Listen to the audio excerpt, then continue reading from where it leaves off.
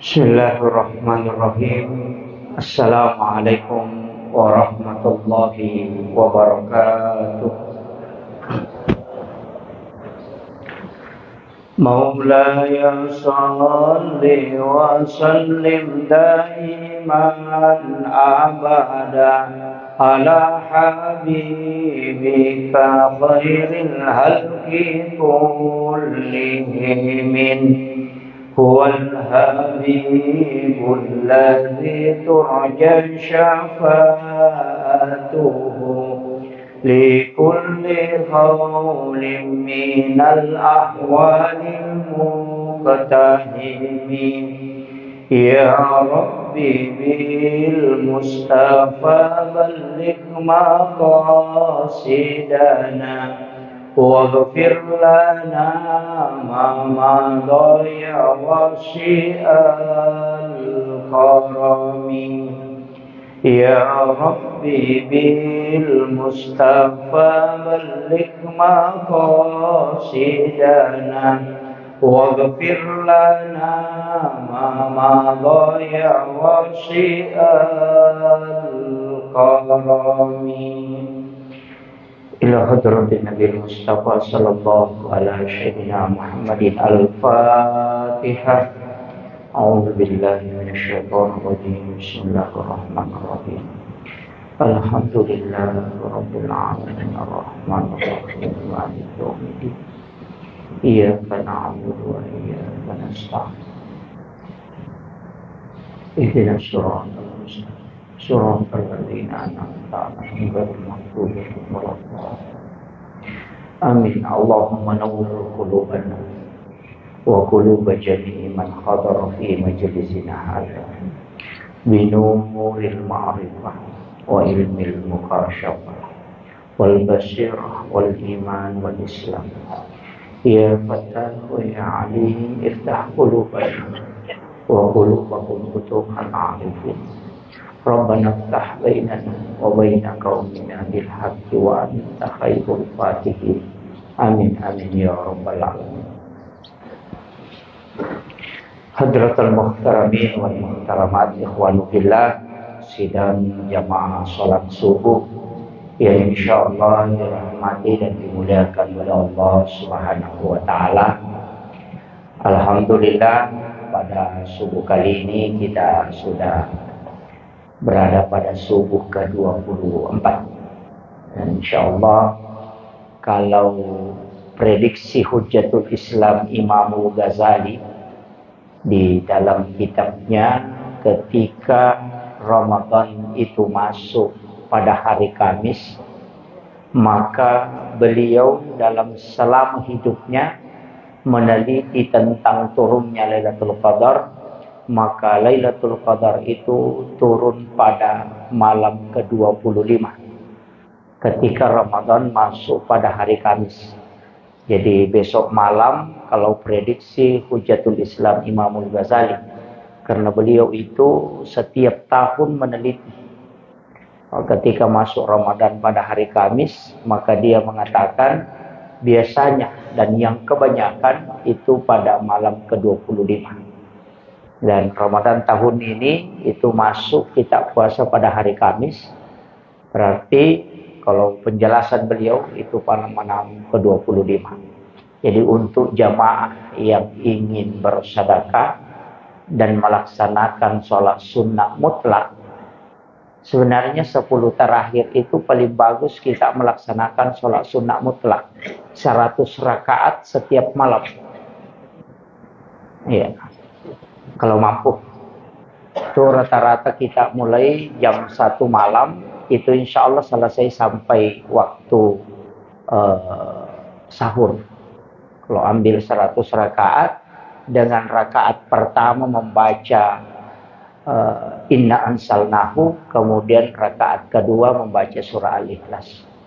Itu 100 rakaat setiap malam, mulai dari malam ke-21 sampai malam ke terakhir.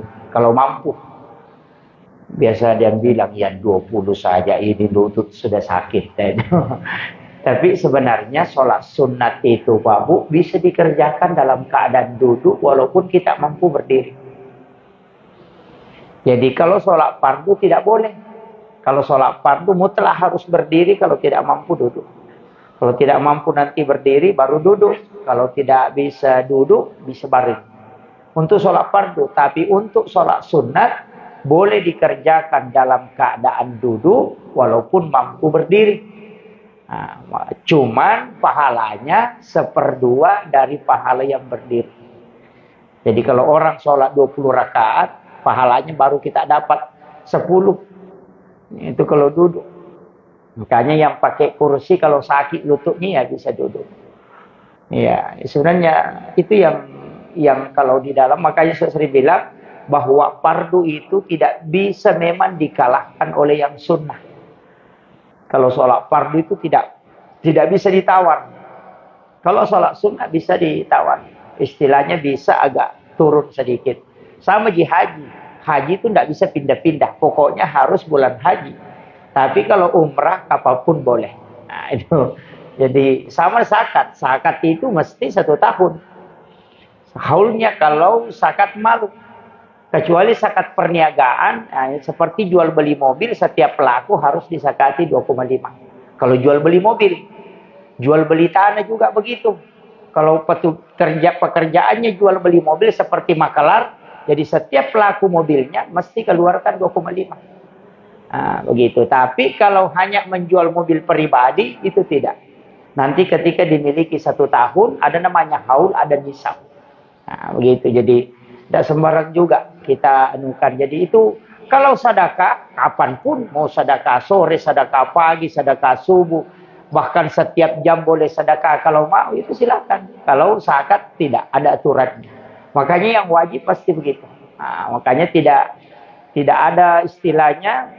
Memang wajib tidak bisa dikalahkan oleh sunnah. Karena sunnah itu selalu ada tawaran. Kalau wajib tidak ada. Makanya sholat sunnah mutlak itu adalah sholat sunnah mendekatkan diri kepada Allah. Nah, jadi tapi kalau kita tidak mampu, dia bilang, wah saya tidak mampu Ustaz kalau sholat sunnah segitu banyaknya. Ada. Kita iktikaf, tafakkur namanya. Nggak usah baca Quran. Cukup duduk, ingat kesalahan kita mulai saat remaja. Ingat perjalanan hidup kita, kesalahan-kesalahan yang pernah kita lakukan. Kemudian kita taubatkan. Ketika kita taubatkan, kemudian menetes air mata, kemudian mendekatkan diri kepada Allah, semakin kuat iman kita, itu namanya tafakkur. 1 jam saja melakukan itu lebih afdal kata Nabi daripada sholat sunnah 1000 rakaat. Nah, makanya kalau ada orang masuk masjid tutup mata begini, jangan bilang asyatu matindroh. Jangan bilang tidur itu lagi. Tidak. Kadang-kala orang seperti itu bisa mengalahkan ibadah kita. Nah, makanya ada namanya tafakkur. Tafakkur itu adalah menghinakan diri sambil mengingat kesalahan. Nah, itu tidak ada bacanya Pak, tidak ada baca-bacanya. Dia bilang harus zikir ini, tidak ada. Ingat saja kesalahan. Oh, mulai anak muda saya begini, tidak sholat dari kecil. Oh, ingat semua kesalahan. Ketika sudah jadi istri, biasa ambil uangnya suami, tidak bilang-bilang, ambil di kantongnya. Nah, begitu, tapi tidak ada jadi ini kepada. Tidak ada perempuan begitu, insya Allah. Tapi memang perempuan boleh ambil uang suaminya. Boleh dia curi. Dengan syarat, suaminya orang kikir. Istilahnya orang Bugis, kikir gelat temboraku kalau bocakong. Nah, kalau itu boleh, tapi tidak boleh melampaui batas. Boleh, yang penting suaminya kikir. Biar mau sedekah tidak boleh, uang belanja tidak dikasih. Wah, boleh diambil itu, tapi tidak boleh melampaui batas. Kalau suami tidak kikir, itu diharamkan wanita mengambil uang suaminya. Nah, itu. Jadi tergantung. Makanya ada wanita itu bertanya ketika Nabi mengatakan haram bagi istri mengambil uang suami. Walaupun dia memintanya, kemudian dia mengambilkan untuk dirinya, itu tidak boleh. Ada perempuan satu bertanya, bagaimana dengan saya? Nabi mengatakan, kau kenapa? Dia bilang, suamiku yang paling kikir di kampung, tidak ada yang tanah. Biar mau beli makanan untuk anak-anak tidak kasih. Tidak ada uang belanja, tidak ada uang ini dikasih. Langsung Rasulullah, untukmu boleh, tapi jangan melampaui batas. Nah, kalau kita butuh hanya 10.000, ambil 10.000. Tapi kalau ada laki-laki Pak kikir, bacakan saja surah Yasin. Bukan untuk dibunuh. Supaya dilembutkan hatinya. Nah, itu. Kadang-kala juga sebenarnya kalau kita di Indonesia, istri kasih istri supaya dia yang pegang uang, itu berkah. Cuma ada juga memang istri tidak bisa dikasih uang, Pak. Yang selalu arisan, kemudian selalu belanja online. Nah, itu harus dia. Makanya kalau dikasih itu ada 2 kalimat. Saya kemarin ngaji sama guru tak diberitahu. Kalau kasih tahu, "Mak, ini uang kita ambil," berarti pemberian. Laki-laki tidak boleh cari lagi itu uang. Kalau dia mengatakan, "Mak, ini uang kita simpan," berarti itu amanah. Nah, beda. Jadi kalau kasih uang istri, kasih tahu, "Mak, ini uang kita simpan," berarti itu dia tidak boleh belanja kalau tidak minta izin kepada suami. Tapi kalau bilang, "Mak, ini uang kita ambil," berarti pemberian, jangan cari lagi. Nah, itu sudah diberikan ke istri. Kalau tidak ngomong suamiku, Ustaz, cuma kasih saja, tanya. Bilang, "Ini saya dikasih atau disuruh simpan?" Kalau bilang simpan, simpan. Kalau mau belanja baru minta. Begitu caranya. Ini kadang-kadang kan kita ambil saja itu. Nah, itu. Kemudian dalam kehidupan kita ini, ibadah itu kan ada tingkatan-tingkatannya masing-masing. Nanti kalau misalnya doa ada khusus, sholat sunat ada khusus, kemudian sedekah ada khusus. Saya sudah bahas. Tapi secara umum, semua ibadah tidak ada yang mengalahkan sholat. Semua ibadah tidak ada yang mengalahkan sholat. Itulah sehingga semua sholat masuk ke lini.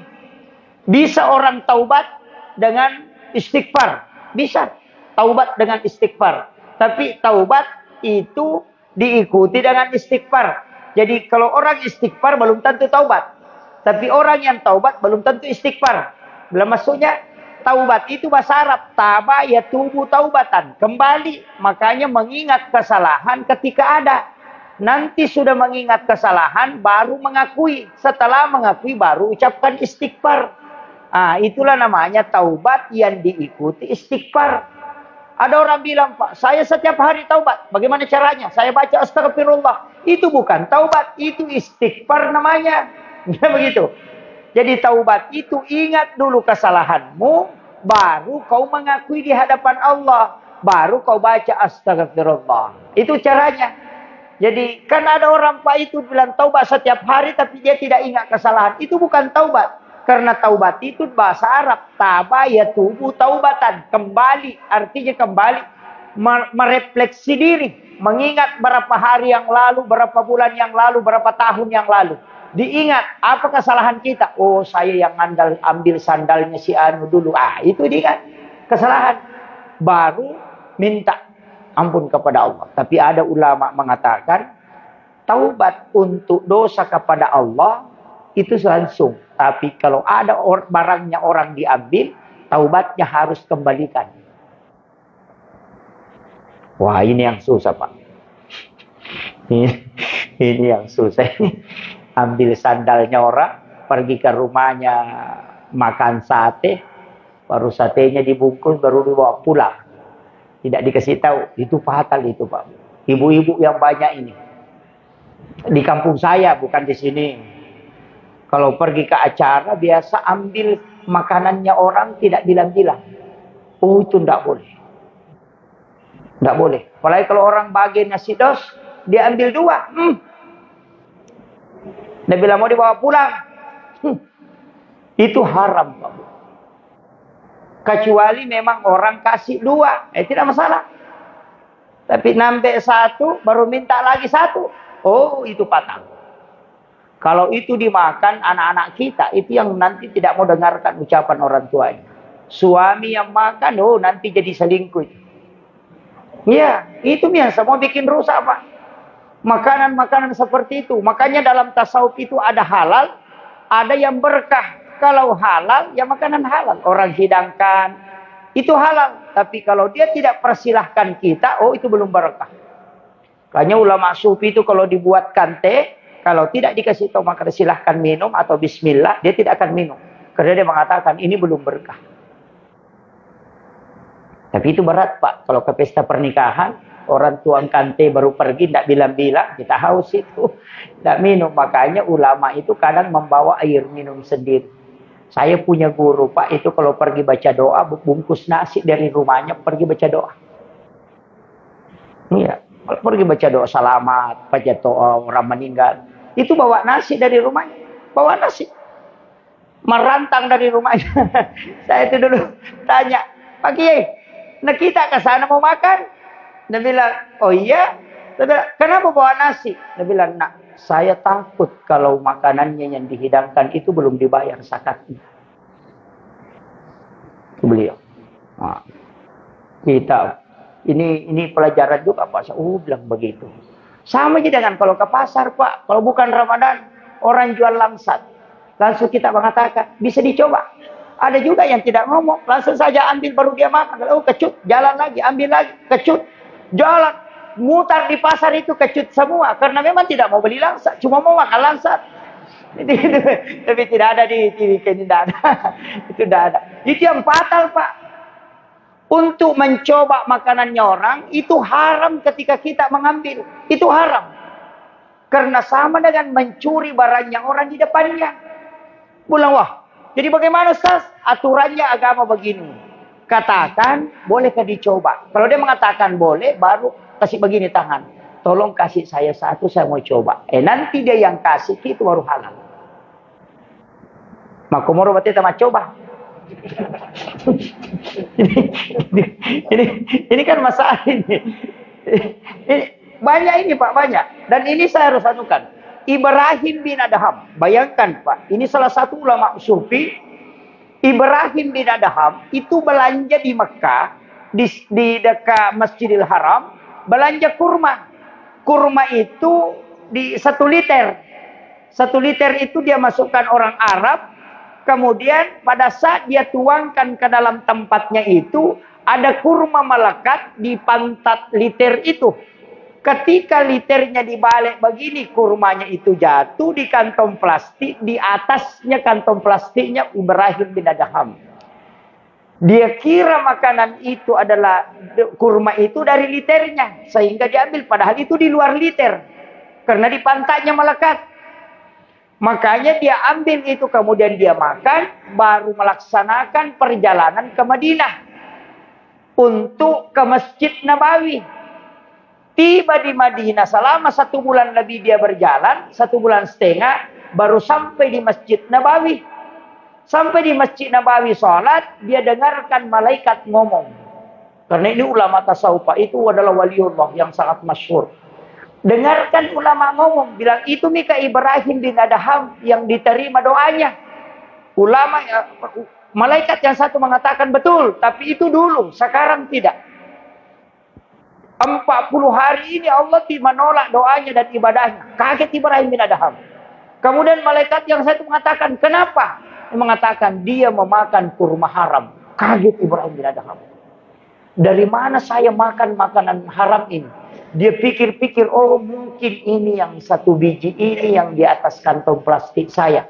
Baru dia sholat sunat taubat di dalam masjid. Berulang-ulang kemudian beriadah minta petunjuk. Dan ternyata betul. Di dalam mimpinya diperlihatkan bahwa yang 1 biji yang kau makan itu haram. Sehingga dia tidak jadi kembali lagi jalan kaki ke Makkah 1,5 bulan. Hanya ingin kembali minta kehalalannya 1 biji kurma ini. Pulang ke Makkah dengan jalan kaki 1,5 bulan. Tiba di Masjidil Haram. Dia cari penjualnya di tempat yang sama. Itu sudah tidak ada. Setelah ditanyakan ke penjual yang ada di sekitarnya, dia bilang, itu 1 bulan yang lalu orang tua itu sudah meninggal. Menangis Ibrahim bin Adham. Di mana saya minta kehalalannya? Lalu sudah mengatakan, adakah ahli warisnya? Mengatakan ada.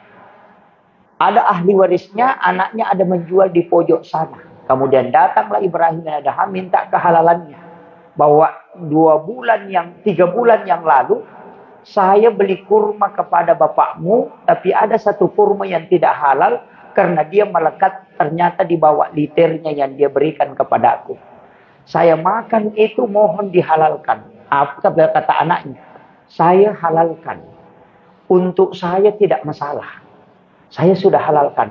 Tapi saya 9 bersaudara. Itu dia bilang, Pak. Bisa kita buka di Hikayatul Aulia itu. Saya 9 bersaudara. Saya sudah halalkan. Cari saudara saya yang 8. Ini baru minta kehalalannya. Ibrahim bin Adham itu mutar di Makkah selama 2 bulan setengah.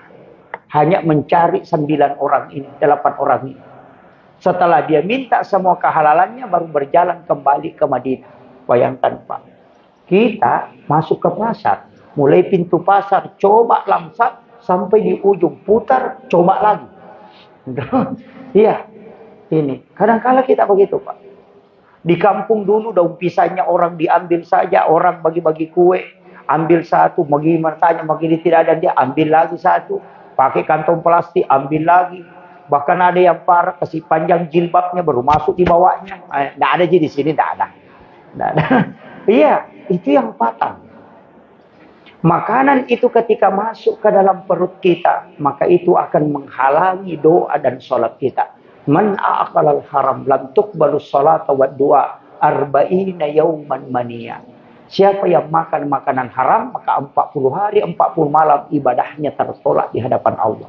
Dan man a'aqalal haram, siapa yang makanan haram, tidak akan suci makan daging itu, kecuali api neraka yang akan membersihkan. Itu fatal. Makanya yang harus kita taubatkan. Makanya kalau taubat itu sudah taubat, kita istighfar. Dosa apa yang paling banyak kira-kira, Pak? Oh, dosa mata. Istighfarnya itu dibawa ke mata. Istighfarnya dibawa ke mata. Jangan bilang saja astagfirullahaladzim, astagfirullahaladzim. Bawa ke mata. Dosa mata itu astagfirullahaladzim. Pokoknya bawa ke mata itu. Mataku ini banyak dosanya, istighfar. 100 untuk mata kanan, 100 untuk mata kiri. Bawa ke telinga, bawa ke pikiran, bawa ke hati. Itu membersihkan. Kayak orang kalau mencuci baju tuh, kalau lengan bajunya banyak kotornya, tangannya banyak, itu yang disikat di tangannya. Kalau lehernya kotor, lehernya disikat. Artinya di mana banyak dosa, di situ kau masukkan istighfar. Itu caranya ketika istighfar. Jangan baca saja astagfirullahaladzim, astagfirullahaladzim, astagfirullahaladzim. Ada yang tidak, matanya. Orang yang suka nonton-nonton yang tidak bagus itu, yang Facebook begini-begini terus. Lihat gosip itu matamu itu yang paling banyak. Astagfirullahaladzim, astagfirullahaladzim. Ini mata nanti, Pak. Makanya matanya yang paling banyak dosanya. Dan yang paling banyak modalnya juga, Pak, mata. Kenapa? Karena mobil itu mata gitu yang mau ganti. Bilang, sudah tidak bagus micatnya, ini mau diganti. Matanya gitu, seandainya buta, dia tidak akan ganti itu. Nah, begitu. Makanya saya biasa dikasih tahu itu, Pak Ustaz, ganti mobil tak? Bilang, kenapa? Nah, bilang itu catnya sudah mulai pudar. Saya bilang, kalau saya bawa mobil tidak lihat di catnya, jalanan di kuliah. Kadang-kadang kan orang begitu. Sama dengan HP, Pak. Sama-sama gunanya dipakai menelpon, cuma kameranya sedikit, baru ganti lagi. Ini kan memang jadi masalah, Pak. Makanya perempuan di kampung itu, perempuan lagi nih. Perempuan di kampung itu saya sering tegur, Pak. Kenapa? Dia berlebih-lebihan. Kenapa saya katakan berlebihan? Beli pakaian, tidak mau berhenti beli pakaian. Padahal Rasulullah mengatakan 40 hari pakaian tidak dipakai itu kalau dari kamu dia minta pertanggungjawaban ke kita. Merintih di hadapan Allah itu. 40 hari. Nah, ada baju perempuan itu 2 tahun tidak dia pakai. Karena perempuan itu ada dosanya, Pak, kalau mau pakai baju. Belum dia pakai baju, dia berdosa. Kalau dia mau pakai bajunya langsung bilang. Nanti orang bilang selalu itu nak pakai. Padahal tidak pernah orang bilang. Dia yang bilang. Jangan ketawa buku tahu dosanya itu. Iya. Makanya kalau dia jahit baju bulan ini majelis taklim. Bukan majelis taklim, majelis seragam. Iya, 2 kali pengajian ganti baju lagi. 2 kali pengajian ganti baju. Bahkan ada perempuan yang stres cari tukang jahit. Kenapa? Karena tukang jahit pertama belum lunas. Nah, ada lagi mau dijahit. Nah, begitu. Laki-laki, Pak, oh tidak. Ada laki-laki, Pak, jasnya 5 tahun tidak diganti. Perempuan tidak. 2 kali dia pakai baju, nah langsung bilang, sering dipakai, mau ganti lagi. Bilangin nanti orang selalu itu nak pakai. Padahal tidak ada dia bilang begitu. Cuma dia yang begitu. Pernah udah apa salah laki-laki, Pak? 35 tahun jasnya tidak dia ganti. Jasnya yang nak pakai menikah, nak pakai kasih menikah anaknya. Bayangkan lamanya tidak nak ganti. Makanya kalau mau ke pesta laki-laki gampang sekali. Sebentar saja ambil sarung, pasang baju kos, kemudian ambil jas, songkoknya dikasih begini saja, selesai. Bahkan di mobil pindah pasang. Itu laki-laki, makanya tidak pernah menunggu. Kalau perempuan, oh sudah, alis yang lurus dikasih bengkok. Nah itu di kampung saya, bukan di sini. Iya, dikasih bengkok naik, kemudian iya, jilbabnya Pak, ada semua macamnya. Mulai dari jilbab bunuh diri yang putar-putar itu. Dia yang makan, saya ketakutan, tidak bisa balik begini. Iya, dulu hilang itu ya ada lagi yang miring-miring di dalam. Hilang yang miring-miring yang tingkat-tingkat lagi ke bawah. Hilang tingkat-tingkat Pak yang ada lagi lubangnya di dalam. Dari dalam tangannya masuk keluar begini. Ah itu muncul. Itu ya. Laki-laki tidak pernah berubah. Itu terus ya dia pakai. Perempuan oh tidak. Makanya itu yang paling banyak modalnya. Ada orang Pinrang itu Pak, saya datang ngobati karena dia kena penyakit cacar. Penyakit cacar, saya bilang Pak Ustaz, saya pernah dengar kita cara makan. Saya bilang, oh iya, nanti. Jadi itu kalau orang kena penyakit cacar, Pak, tinggal ambil air putih 1 gelas, bacakan huruf hijaiyah, huruf alif sampai ya, baru tiup 3 kali, kemudian kasih minum, dan bacakan di ubun-ubunnya 3 kali. Insya Allah itu cacarnya tidak akan meletus, langsung hilang. Nah itu obatnya. Nah itu tanpa resep dokter itu. Huruf hijaiyah, a, ba, ta, sa, ja, ha. Itu aja dibaca sampai alif lam amza ya. Baru ditiup di air 3 kali dibaca, tiupkan ke ubung-ubungnya 3 kali. Lakukan 3 hari berturut-turut, itu cacarnya akan hilang, tidak membekas itu. Nah, jadi saya naik ke situ, baca langsung saja naik. Saya kira rumah orang Cina Pak. Mulai di depan tangganya sudah ada guci. Berjejer gucinya itu. Masuk ke dalam, di atas lemari ada gucinya. Di depan lemari ada guci. Dekat tempat tidurnya ada guci. Saya bilang, ini kayak orang Cina atau koleksi guci. Langsung saya kok suaminya. Bilang, Kak, ini jual beli guci Pak. Dia bilang, oh tidak, itu mi perempuan Pak Ustaz. Bikin pusing. Saya bilang, kenapa? Langsung bilang, itu perempuan bikin pusing Pak Ustaz. Saya bilang, kenapa? Lagi itu, nah suka sekali guci. Itu dari Cina itu Pak Ustaz. Dari Thailand itu satu. Itu katanya dari Jepang. Saya bilang, yang begini Pak mahal. Nah bilang, jangan bilang Pak Ustaz mahal. Itu 100 juta lebih dia di depan situ. Nah bilang lebih mahal ini guci Pak Ustaz daripada dia. Kenapa bisa? Kan masih istrinya bikin air panas jadi cerita selesai di luar. Lebih mahal ini guci Ustaz daripada dia. Sebelah kenapa bisa? Bilang waktunya saya nikahi dia, itu saya lamar hanya kasih naik 80 juta. Nah ini gucinya sudah hampir 1 miliar Pak Ustaz. Saya bilang wah stres betul suaminya. Saya bilang wah memang fatal ini. Jadi kadang begitu Pak, saya lihat guci berdiri saja. 100 juta tinggal saja di situ. Nggak cuci piring. Iya. Kadang-kala mata kita ini kan jadi masalah. Beli piring cantik. Perempuan biasa begitu Pak. Bukan di sini saya bilang. Di sana. Beli piring. Pokoknya beli yang cantik semua itu Pak. Yang mahal dia beli. Baru tulis nama. Haja ini, haja ini, haja ini. 3 lusin. Haja ini. Beli lagi 10 lusin. Haja ini.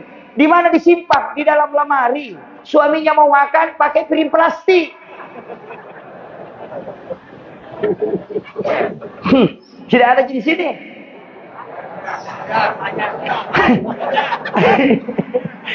Astagfirullah, ternyata penyakitnya perempuan di sini sama saja di kampung. Iya, pakai piring plastik Pak. Padahal sudah beli cerek kristal di Mekah. Pergi umrah bolak-balik beli cerek kristal. Mulai dari yang kecil sampai yang besar. Mulai sekayak berlian itu sampai kayak warna emas. Dijejer di lemari. Suaminya mau bikin kopi, cerek yang penuh, yang hitam dipakai. Yang sudah ditempel, tidak mau keluar itu.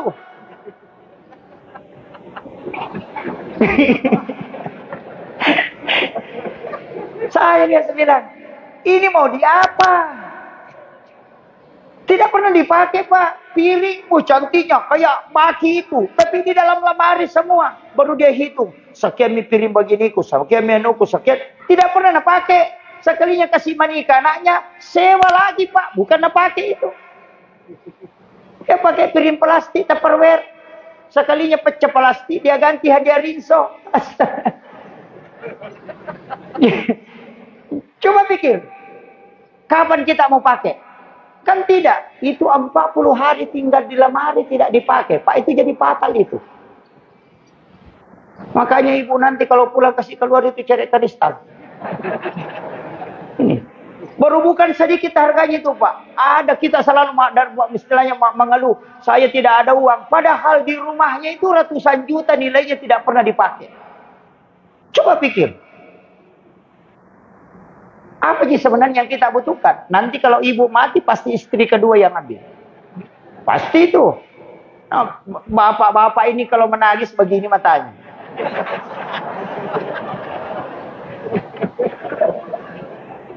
Iya. Makanya saya kasih tahu. Dalam hidup ini kan itu yang paling memberatkan kita nanti dari kemudian Pak. Itu yang memberatkan. Ditanya ini, ditanya ini, ditanya ini. Makanya enaknya itu kalau orang miskin Pak mati tidak ada apa-apanya. Sebentar saja. Baru mau diperiksa sama malaikat. Apa yang kau bawa? Tidak ada. Begini saja. Oh ya langsung masuk. Selesai. Kalau banyak diperiksa, ditanya semua itu. Mulai HP, mulai televisi di rumah, kamar di rumah kita, ada yang kita tempati. Makanya ada satu kuncinya itu Pak. Setiap beli pakaian langsung pakai sholat. Langsung pakai sholat. Beli mobil langsung pakai ke masjid. Tidak ada pakaian yang kita langsung pakai sholat itu tidak kusut kemudian ada penggantinya Pak. Dan itu saya pernah buktikan. Saya itu pernah hampir 3 tahun tidak beli baju. Saya mau tes itu. Betul itu Pak. Kalau ada baju langsung dari dibeli langsung pakai sholat. Insya Allah tidak kusut itu kemudian ada lagi baju itu. Saya pernah tes itu tidak beli baju. Orang selalu kasih. Saya bilang betul-betul ini amalannya Guru. Itu saya dapat dari Guru Profesor Dr. Quraish Shihab. Itu. Tapi cukup pakaian Pak. Jangan ganti. Jangan kasih belok. Kalau ada orang menikah langsung pakai sholat. Belum tuan ada penggantinya. Wah jangan. Itu fatal itu. Enggak. Itu pakaian saja. Itu hikmahnya Pak. Dan itu luar biasa. Kalau kita mau amalkan itu. Itu sederhana saja. Makanya Rasulullah itu cuma punya 5 pasang baju Pak. 1 baju besi yang digadaikan nanti sebelum meninggal. Karena dia beli gandum 8 kilo tapi uangnya tidak cukup. Makanya dia gadaikan baju besinya. Itu ke orang Yahudi. Itu saking kurangnya hartanya Rasulullah. Kemudian baju sholat ada 2. 1 agak pendek, itu 1 sempurna. Kemudian baju tidurnya ada 1, kemudian baju yang dipakai sehari-hari itu ada 1. Itu 5. Jadi memang bajunya Nabi itu nanti mau sholat baru dia pakai. Itu baju sholatnya. Makanya kalau ada Pak baju nanti mau sholat baru dipakai, itu insya Allah membantu kita untuk khusyuk. Membantu kita. Kadang-kala itu yang dipakai tidur, itu yang dipakai masuk WC, itu yang dipakai. Baru itu juga dipakai sholat. Itu yang dipakai lompat-lompat olahraga. Terutama perempuan Pak. Dia mencuci piring, bau sabun tangannya, dia lapkan ke dasternya. Kemudian berkeringat, dia tarik lagi dasternya, dia kasih keluar ingusnya, ambil lagi dasternya, baru dia lap begini. Biasa begitu. Cuci ikan, cuci apa, dilap lagi ke dasternya. Sekalinya masuk waktu sholat, berwudu, langsung dipasangi talkum di luarnya. Padahal bajunya itu sudah dipakai ingus, ada bau ikan di situ apa. Kalau ada baju kita malu pakai ketemu Pak Camat, malu pakai ke pasar, mestinya kita lebih malu pakai berhadapan dengan Allah Subhanahu wa Ta'ala. Itu adab dalam pakaian untuk sholat. Nah, makanya sholat itu pada tempatnya khusus. Ini masjid kita, ini yang sunnah Rasulnya begini. Jadi mihrab di masa Nabi itu begini Pak. Tidak ada maju ke depan itu. Lurus. Kosong 1 saf di depan, itu dengan imam. Ada masjid itu yang naik mihrabnya sedikit. Biasa kita dapat. Dan biasa beda 5 cm atau 7 cm untuk tempat imam. Itu kalau Imam Syafi'i makruh mendekati haram. Itu tidak boleh.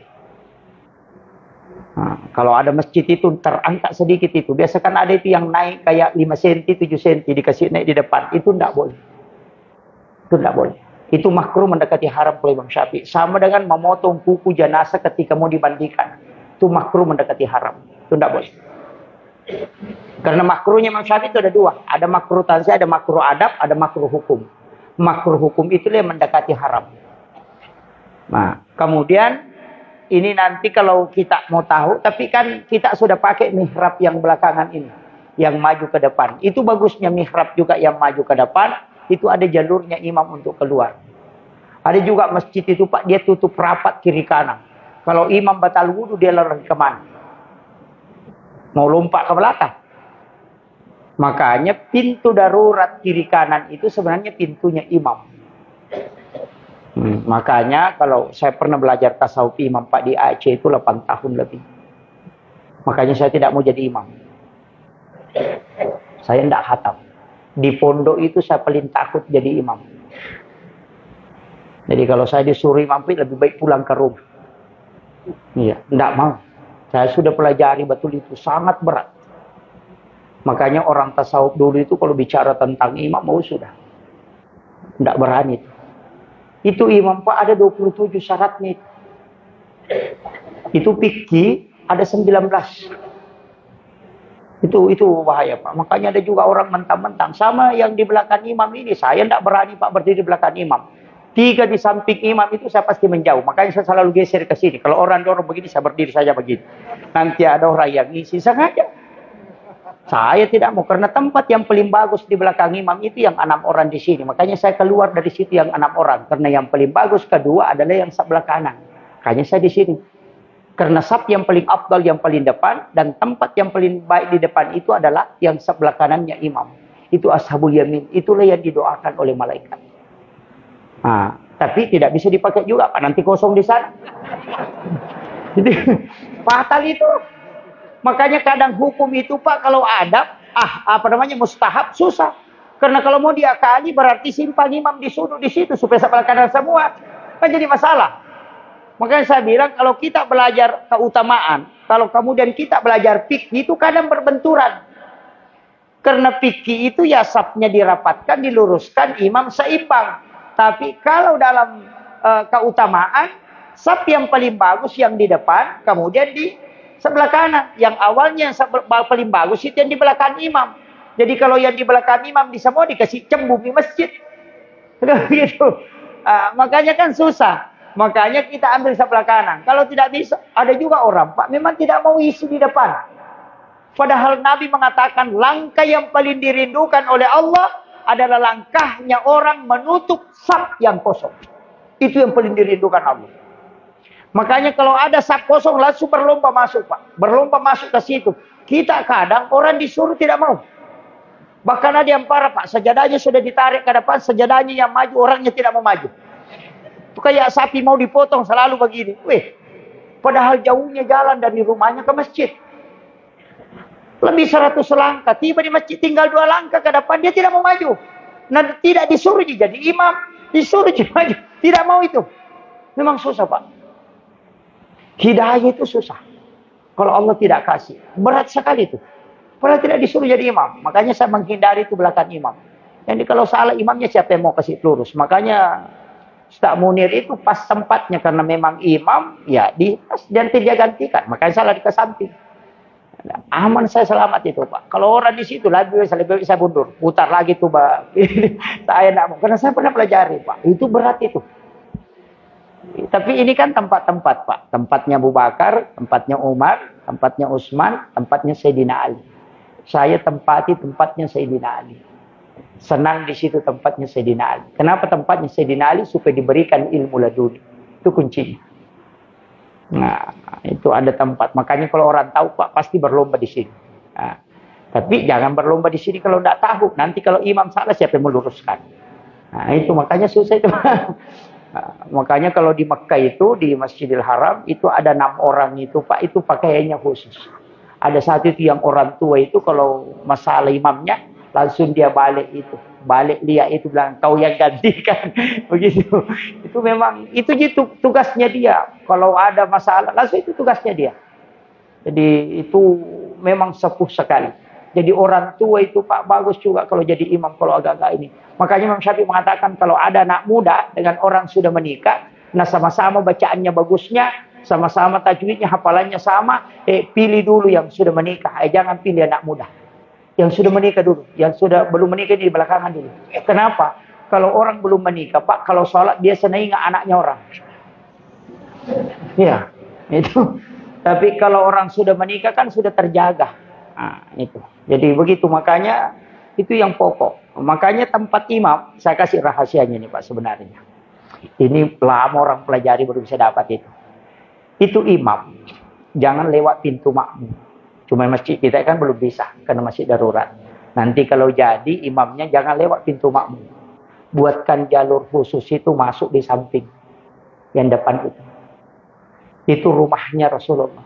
Makanya dibuatkan tempat di situ persis dengan rumahnya Nabi. Kemudian ambil sajadah, letakkan di situ, jangan ganti. Jadi kasih 2 lapis, kemudian di situ disimpan. Jadi imam kalau dari rumahnya langsung masuk lewat situ sholat. Sholat sunatnya di situ, jangan di dalam masjid, di situ di dalam.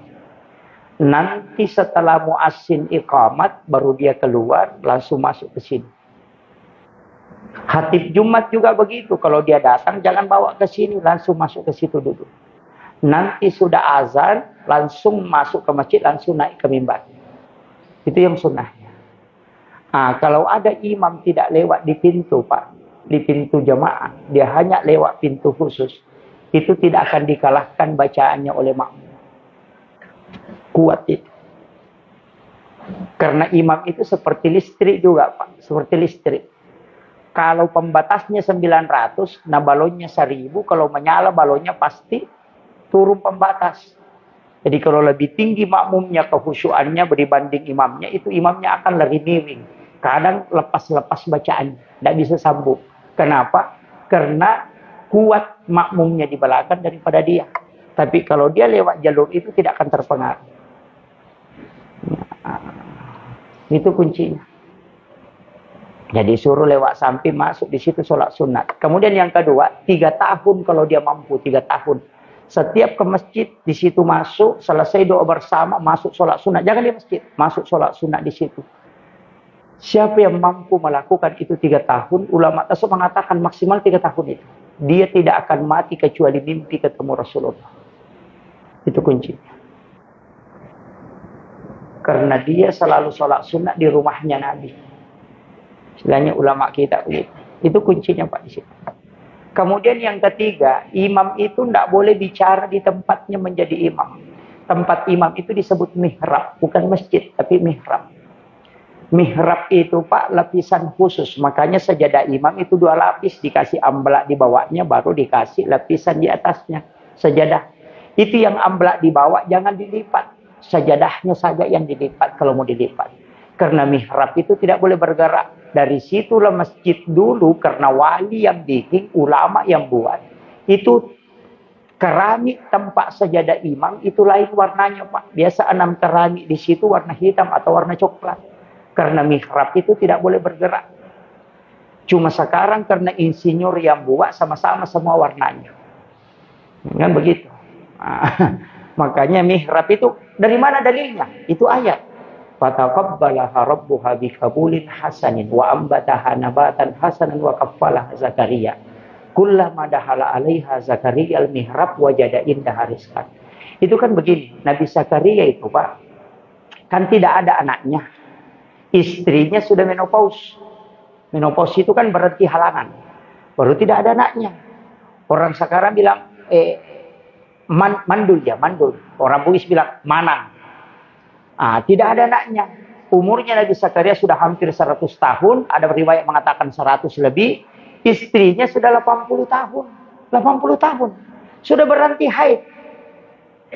Makanya Nabi Zakaria mengambil kemanakannya anak perempuan namanya Maryam. Nanti ini ibunya Nabi Isa ini. Maryam dia pelihara di rumahnya. Di dalam rumahnya itu dia bikinkan bilik, kamar. Di dalam kamarnya dia buatkan mihrab tempat sholat. Itu 2 lapis. 2 anak tangga. Dari situ dasarnya lapisan sajadah imam itu 2 lapis. Karena itu yang dia ambil dasar.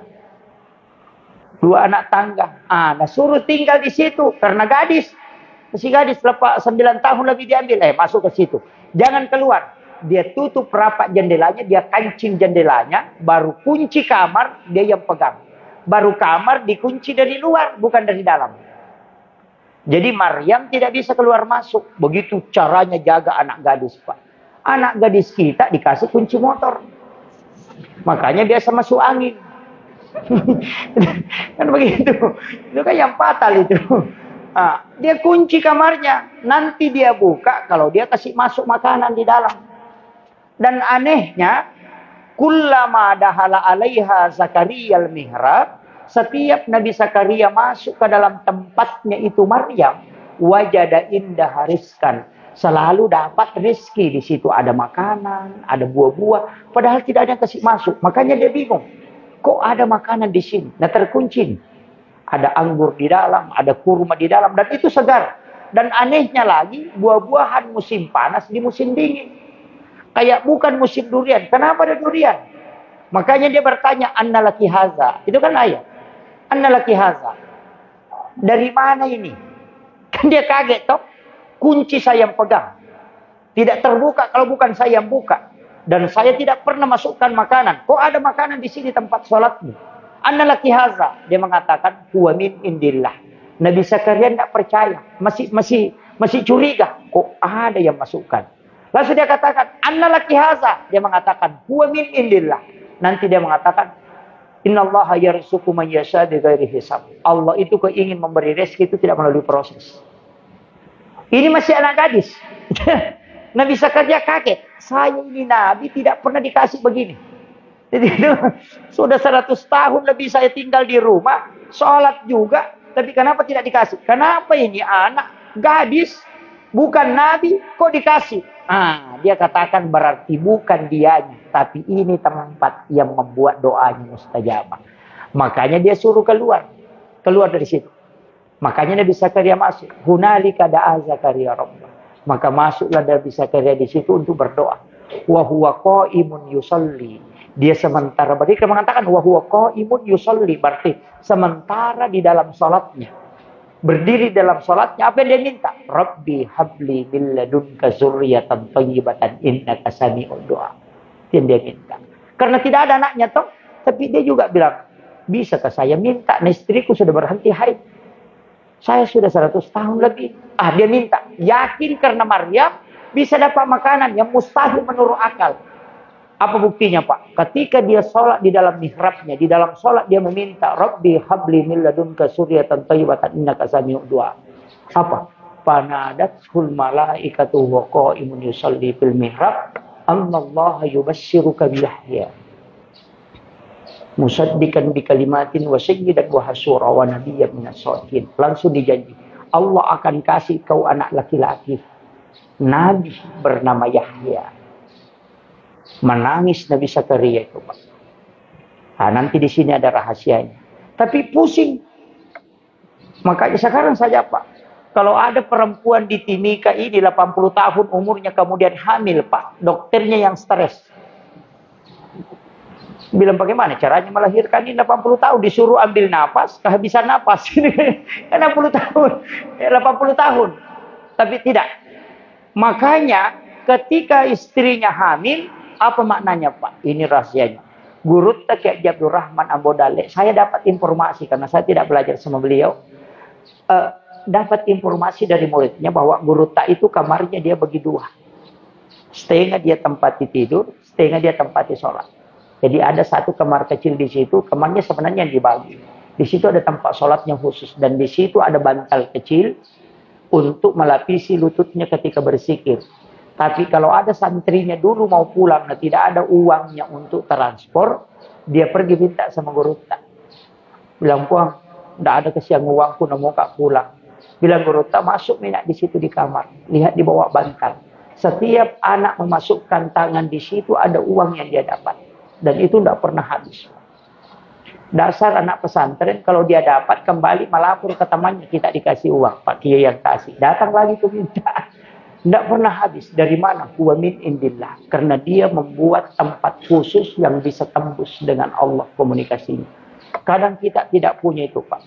WC di rumah dibuat dengan harga puluhan juta. Sampai 60 juta WC buang kotoran kita buat sangat bagus. Tapi tempat sholat tidak ada yang jelas. Kadang kita sholat di dekat lemari, ada orang duduk di situ, pindah di dekat kursi, ribu orang dekat kursi, lari masuk ke kamar, ada orang di kamar, lari ke samping kulkas. Tidak ada tempat khusus. Makanya di dalam kamar itu mestinya ada tempat khusus kita buat. Luasnya itu seperti luasnya lubang kuburan. Kita tutup, tirai, tidak boleh terbuka. Kemudian itu lapisannya, kasih 2 lapis. Lapisan bawah itu tidak boleh bergerak, bisa dipaku. Makanya ulama tasawuf itu membeli kain kafan 1 bungkus, kemudian ambil lapisan bawah. Baru berwasiat, kalau nanti saya meninggal, kain kafan yang di mihrab itu ambil, bungkuskan saya. Orang yang mengambil kain kafan dari mihrab itu tidak akan hancur kain kafannya walaupun ratusan tahun Pak. Tanah tidak mau memakannya. Itu rahasianya para ulama dulu. Dan doanya itu mustajabah dari situ. Karena nanti dia masuk, kalau mau sholat, mau zikir, mau ngaji, iktikaf di situ. Dan memang tidak ada orang lihat. Semua ulama khas itu Pak begitu. Para kiai-kiai di Jawa, Rutaki Haji Maimun Subair, itu ada kamar pribadinya. Dia kunci itu waktunya ke tanah suci. Nanti dibuka, orang bisa masuk ketika meninggal. Itu tempatnya berdua-duaan dengan Allah. Itu bukan tempat sembarang Pak. Itulah yang disebut dengan mihrab. Ada di rumah tak begitu? Tidak ada. Ya. Makanya nanti kalau pulang, kalau ada kamar, cari kamar tak yang kita tempati kamar pribadi, bilang oh di sini bagus. Pas suduknya kita ambil, bisa pakai triples, bisa pakai kain, tutup, pintunya itu ditutup juga, bisa pakai kain. Kemudian baju pakaian sholat simpan di situ di luarnya. Jam tangan dengan handphone jangan kasih masuk di dalam mihrab. Yang di situ bisa Al-Quran dengan tasbih. Masuk ke situ sholat. Nanti kalau mau sholat sunat, sholat tahajud, masuk ke situ. Mau sholat duha, masuk ke situ. Mau sholat sunat mutlak, masuk ke situ. Mau sholat hajat, masuk ke situ. Mau berdoa, masuk ke situ. Jika engkau membuat tempat berdua-duaan dengan Allah, maka doamu akan cepat diijabah. Dari situlah kenapa para wali itu doanya cepat. Dan bisa mendapatkan kurma hanya dari mihrabnya.